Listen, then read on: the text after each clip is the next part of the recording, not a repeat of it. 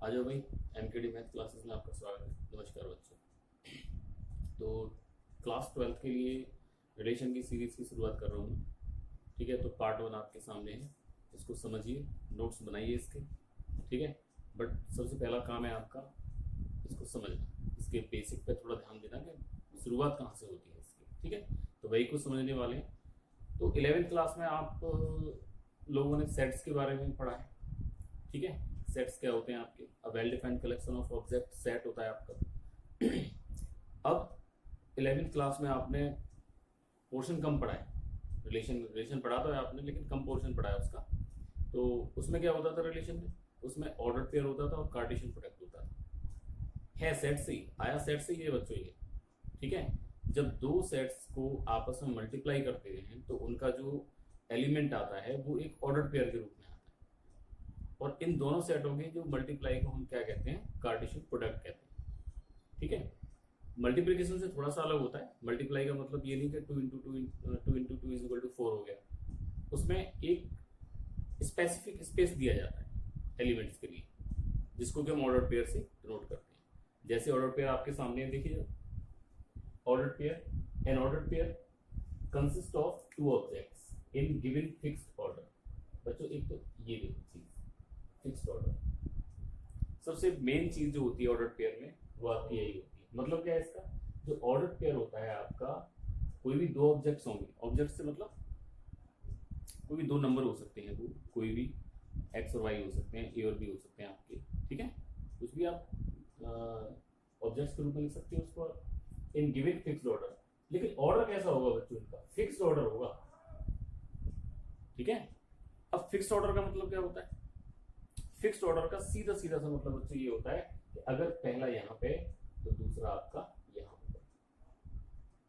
ठीक है, अगर पहला यहाँ तो दूसरा यहाँ होगा, ये आपस में चेंजेबल नहीं होंगे कभी भी। ठीक है, तो यही ऑर्डर पेयर आपका पूरा का पूरा इसी पे ध्यान जाना चाहिए जो यहाँ पे ये बताया। इस ऑर्डर पेयर को यदि आप देखो तो है कुछ नहीं, बस एक जो क्लास 10th में आपने पॉइंट्स कोऑर्डिनेट ज्योमेट्री जो पढ़ी है, उसमें जो पॉइंट्स पढ़े हैं आपने, उन्हीं पॉइंट्स का एक नया नाम दे दिया है ऑर्डर पेयर, वो रिलेशन में आपका आ गया। ठीक है, जब आप जैसे जैसे स्तर आपका बढ़ते हुआ जा रहा है, वैसे वैसे इनके नाम भी चेंज होते जा रहे हैं। तो वो जो पॉइंट था उसमें क्या होता था, एक्स एक्सिस और वाई एक्सिस पे चलना। एक्स एक्सिस के लिए फिक्स था, जो पहला वाला है आपका ऑब्जेक्ट है वो ऑलवेज एक्स एक्सिस पे चला जाएगा, और जो दूसरा वाला ऑब्जेक्ट है वो ऑलवेज वाई एक्सिस पे चला जाएगा आपका। ठीक है, तो वहां भी आपका क्या था, ऑर्डर फिक्स था आपका ये। ठीक है, अब ऑर्डर पेयर देखो किस किस तरह से आपके बन सकते हैं। इसको लिखने का तरीका क्या होता है, ए बी, ये क्या है आपका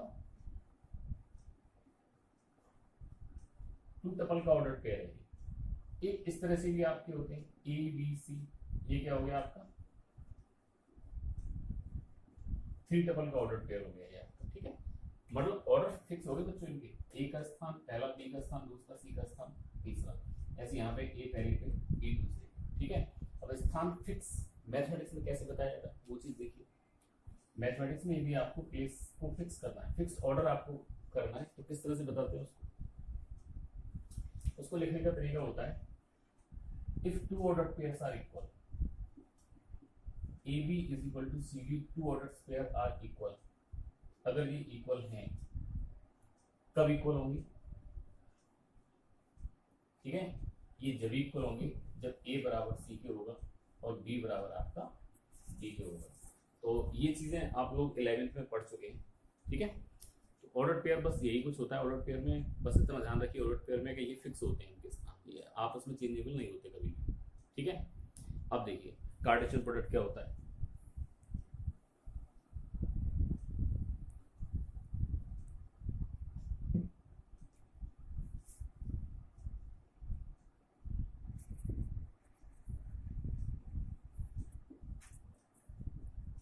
कार्टेशियन प्रोडक्ट ऑफ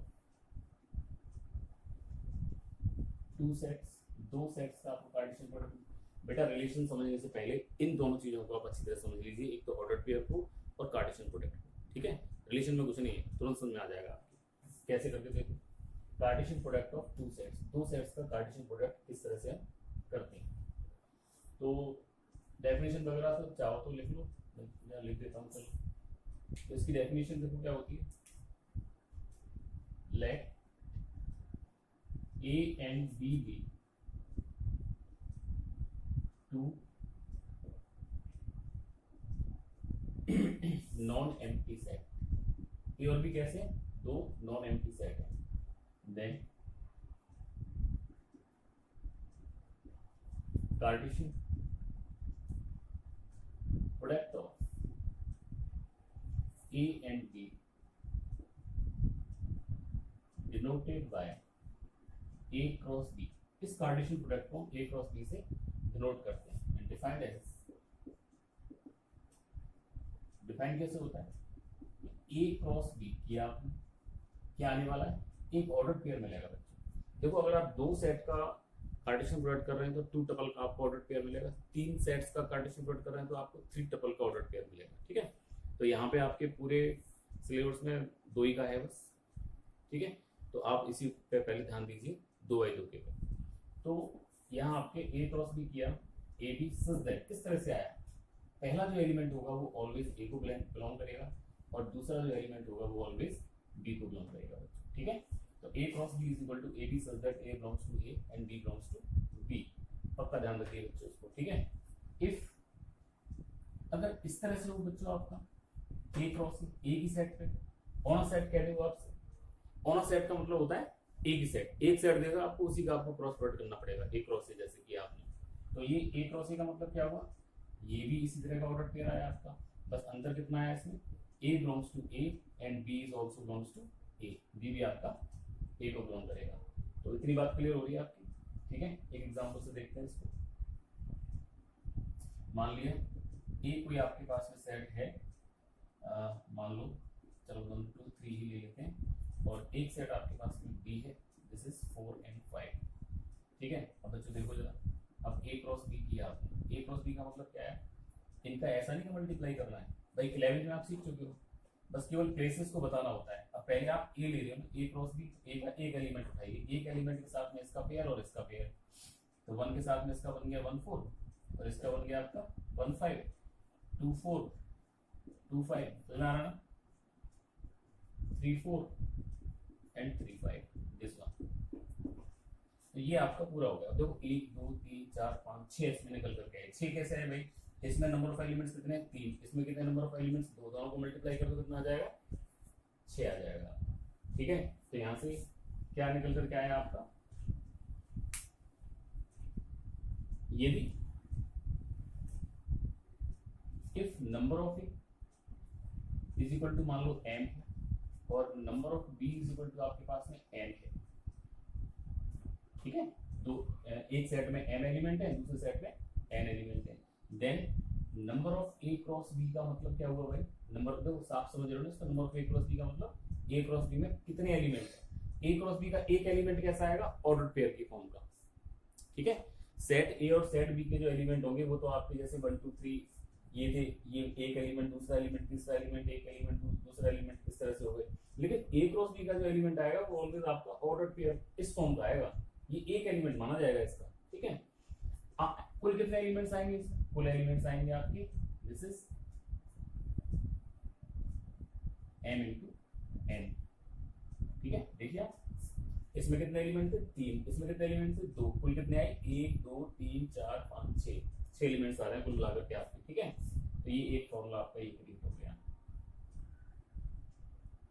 ठीक है, अगर वो आपसे ये पूछता है तो बताइए नंबर ऑफ सबसेट कितने होंगे? Number of subset in A cross B. अब बच्चों सीधी सीधी बात है यार, अच्छी तरह से जानते हो आप लोग। अब कोई भी सेट होता है, अगर किसी सेट में 3 एलिमेंट है, मान लो इस सेट में 3 एलिमेंट है आपके, इसके नंबर ऑफ सबसेट कितने होंगे? 2 की पावर 3, 8 नंबर ऑफ सबसेट हुए इसके। ठीक है, अब ये भी तो एलिमेंट ही है आपके, जो भी अलग से थोड़ी आ गए।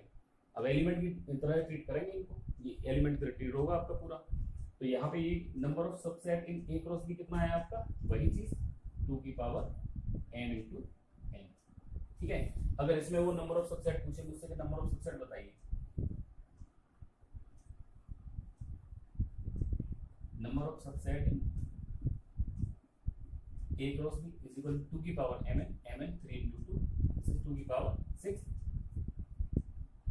कितने हो गए? 64। ठीक है बच्चों, तो ये आपका Cartesian product of two sets आपका यहाँ पे ये होता है। हर रिलेशन के लिए आपके दिमाग में बिल्कुल कंफर्म होना चाहिए कि कार्टेशियन प्रोडक्ट किस तरह से करते हैं, ठीक है। अब बहुत से क्वेश्चंस आपके सामने ऐसे आएंगे जिसमें कि नेचुरल नंबर का सेट दे दिया या रियल नंबर का सेट दे दिया आपको। अब उसमें तो भाई बहुत सारे एलिमेंट्स होते हैं, अब उनका तो ऑर्डर पेयर बनाना बड़ा मुश्किल होता है। अगर मैं इसी में जैसे 8 एलिमेंट दे देता आपको और इसमें 4 दे देता, 832 ऑर्डर पेयर बनाने पड़ते हैं आपको, तो बहुत लंबा हो जाता है। तो फिर उसमें आप क्या करते हैं, आप केवल रूल को देखते हैं कि जो रूल हमें दिया होता है उस रूल के अकॉर्डिंग हम ऑर्डर पेयर्स को निकालते हुए चलते हैं, ठीक है।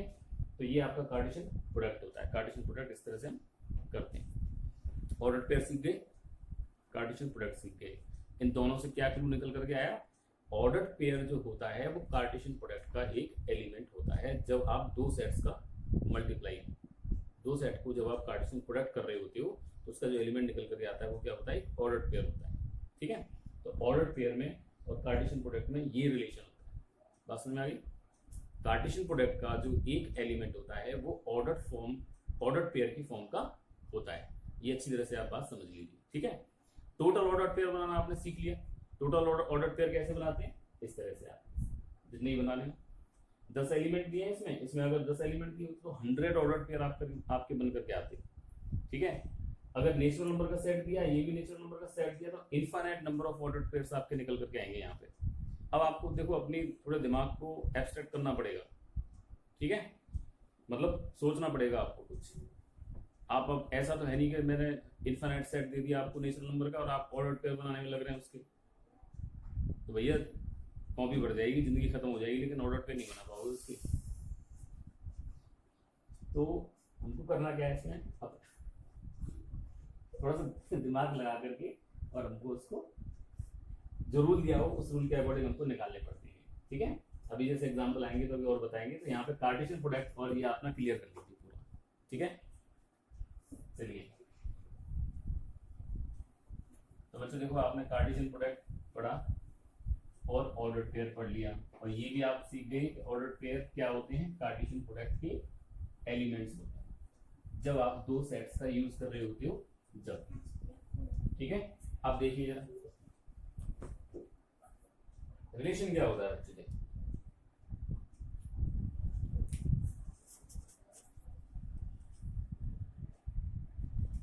रिलेशन क्या होता है, ठीक है। अब रिलेशन का नाम सुन करके आप लोग थोड़े से वो हो जाओगे, अरे रिलेशन है कुछ नहीं बच्चों। कार्टेशियन प्रोडक्ट और ऑर्डर पेयर यदि आपने सीख लिया, मतलब कार्टेशियन प्रोडक्ट के ऑर्डर पेयर्स को यदि आपको निकालना आ गया, तो रिलेशन क्या है, कुछ नहीं। Relation is nothing, only the selection of order pair from the Cartesian product. समझ गए बच्चों, केवल कार्टेशियन प्रोडक्ट जो आप करोगे उसमें से आपको सिलेक्ट करने हैं according to rule, order pairs को आपको सिलेक्ट करना है अकॉर्डिंग टू रूल। बस यही आपका क्या है, रिलेशन, और यही हमको सीखना है बस, ठीक है। और ये कैसे आप सीख सकते हैं, पहले बेसिक क्लियर कीजिए, फिर डिफरेंट डिफरेंट टाइप के आप एग्जांपल्स कीजिए, तुरंत क्लियर हो जाएगा आपका, कोई प्रॉब्लम इसमें नहीं आनी है, ठीक है। तो देखते हैं इसकी डेफिनेशन, देखते हैं पहले किस तरह से डिफाइंड होता है। तो देखें, let A and B be two sets, ठीक है। ये सेट्स आपके नॉन एम्प्टी भी हो सकते हैं और एम्प्टी भी हो सकते हैं, ठीक है, दोनों ही तरह के आपके, क्योंकि नल रिलेशन भी आपका डिफाइंड होता है, तो कैसे भी हो सकते हैं सेट आपके, एम्प्टी भी हो और नॉन एम्प्टी भी हो। Let A and B be two sets, let A and A और B आपके यहाँ पे दो सेट्स हैं, एंड अ रिलेशन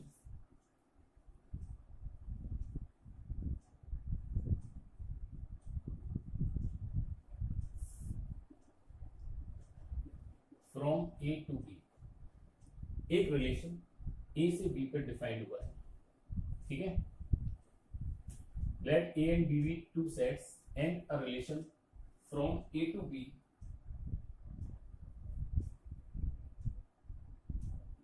बंद करी, चालू करो।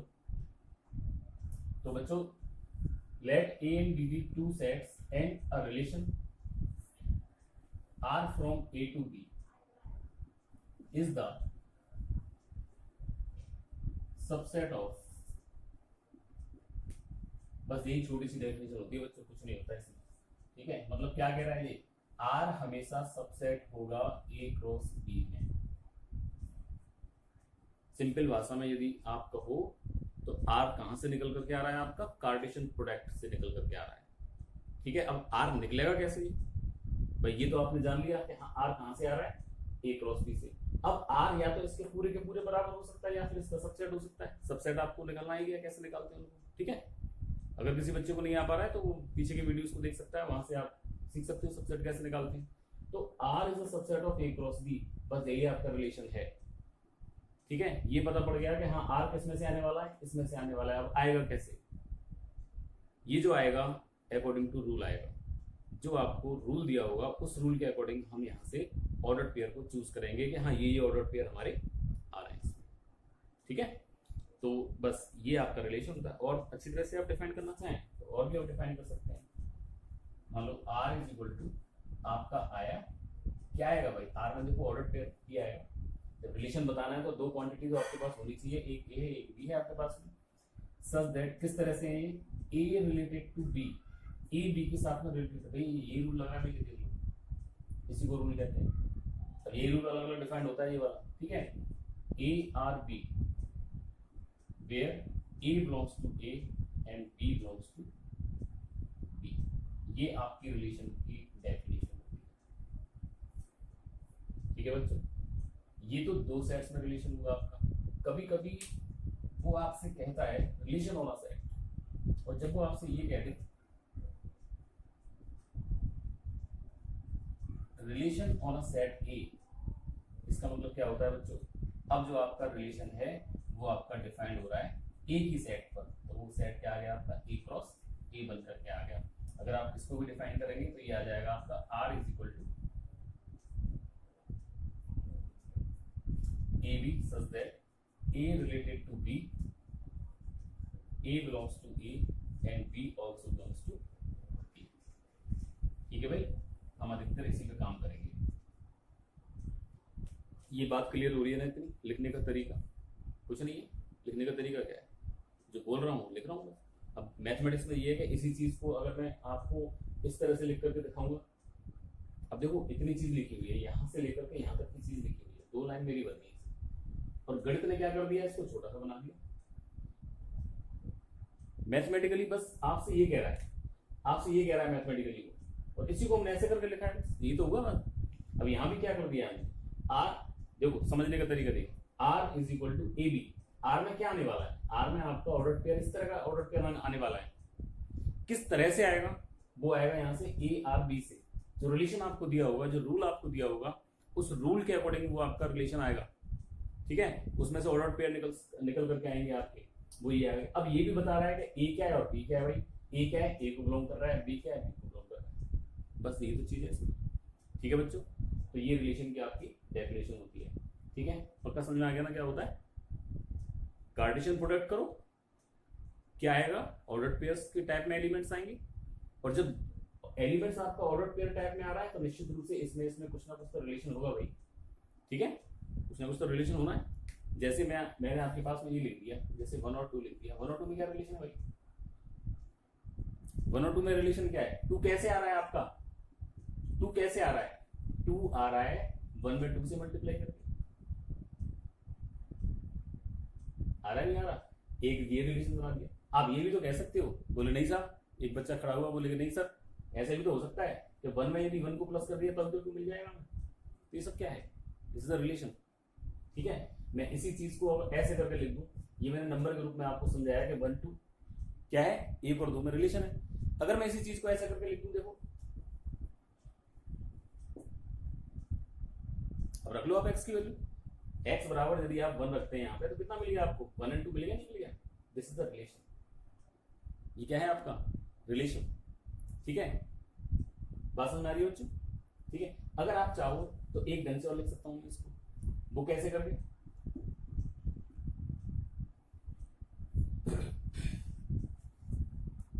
आ रहा समझ में आ रहा है ये क्या किया मैंने। ठीक है, तो इसी पे ढेर सारे रिलेशन आप बना सकते हो, कोई प्रॉब्लम नहीं है। ठीक है, तो इसी तरह से हम लोग आगे पढ़ने वाले हैं। बच्चों भी एक एग्जाम्पल लेंगे और इस एग्जाम्पल से हम रिलेशन को और समझने का प्रयास करेंगे। ठीक है, तो ये अब देखो इतना पढ़ा है, इसका क्या क्लू निकल करके आया कि हमको कार्टेशियन प्रोडक्ट चाहिए। कार्टेशियन प्रोडक्ट का एलिमेंट ऑर्डर पेयर आएगा और उस बहुत सारे ऑर्डर पेयर्स आपके पास आ सकते हैं, उन ऑर्डर पेयर में से रूल के अकॉर्डिंग जो निकल करके आ रहा है वही रिलेशन होगा। जैसे एक सवाल लेता हूं और सवाल है आपका find order pair of relation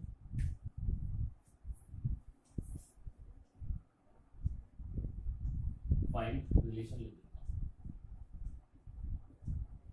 find relation और दे रखा है आपको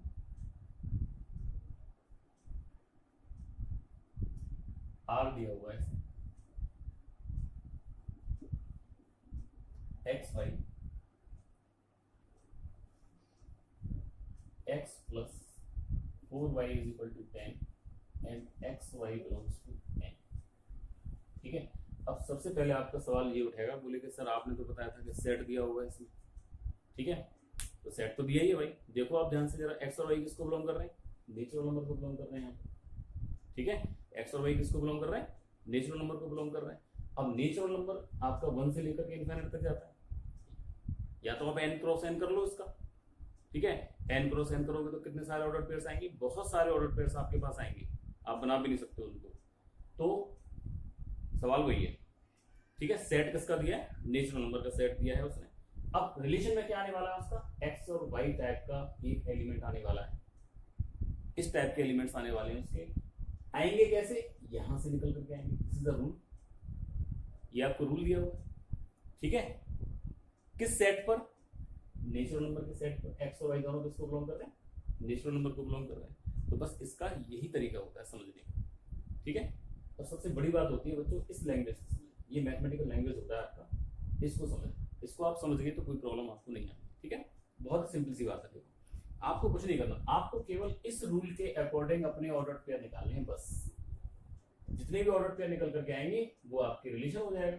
अब निकालेंगे कैसे? देखो ये आपके पास में x plus 4y is equal to 10, तो यहाँ से y की वैल्यू निकाली। बहुत काम कर चुके आप बच्चों, 10 में बहुत निकाले आप लोगों ने भाई।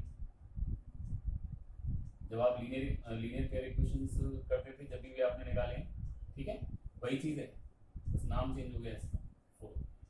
तो 10 माइनस एक्स बाई 4, y बराबर ये निकल के आया। अब मैं x की डिफरेंट वैल्यूज रख रहा हूँ। देखो x इज इक्वल टू 1 रखूंगा तो बताओ बच्चों y बराबर कितना मिलने वाला है? यहाँ पे 1 रख दीजिए, x 9/4। ठीक है, x की वैल्यू मैंने 2 रखी तो बच्चों y बराबर कितना मिलने वाला है? 10 माइनस 2 8, 8/4 दिस इज 2। अब मैंने x की वैल्यू यहाँ पे 3 रखी तो बच्चों बताओ y बराबर कितना मिलने वाला है? This is 7/4। x is equal to मैंने 4 रखा तो y बराबर कितना मिलने वाला है? 6/4। x इज इक्वल टू मैंने 5 रखा तो y बराबर कितना मिलने वाला है? This is 5/4। देखते चलना भाई गलती नहीं हो जाए। और 6 रखा यहाँ पे, 6 रखा तो 10 माइनस 6 4 4 4 दिस इज 1। अब मैंने x इज इक्वल टू 7 रखा यहाँ पे तो y बराबर कितना मिलने वाला है बच्चों? अब 7 रखोगे तो कितना मिल जाएगा आपको? 7, तो ये मिल जाएगा आपको 3/4। x इज इक्वल टू 8 रखा तो कितना मिलने वाला है? 2/4।